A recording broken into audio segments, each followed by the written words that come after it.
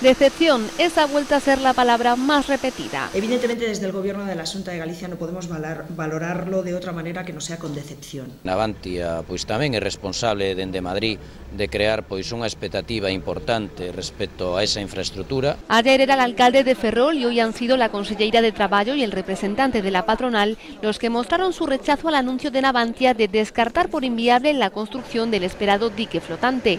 Los trabajadores del astillero público llevaban 2 años reclamándolo como la solución a su falta de trabajo.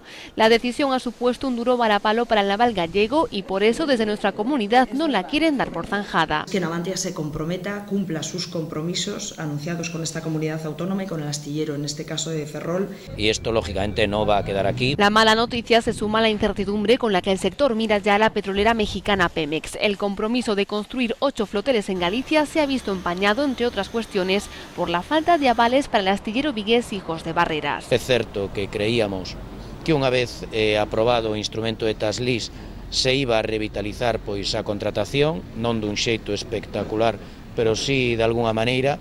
Eso non está a pasar. Y mientras tanto, miles de trabajadores que se han quedado en paro buscan en cursos como este seguir formándose en la profesión a la que han dedicado toda una vida. E se hubiera traballo, seguramente non estamos facendo estes cursillos. Se non hai traballo non hai esperanza para nadie, iso está claro. Nos sentimos desplazados porque non creemos o que nos están diciendo. De momento no ven salida, aunque la Consellería de Traballo asegura que el 40% de ellos podrá volver a trabajar.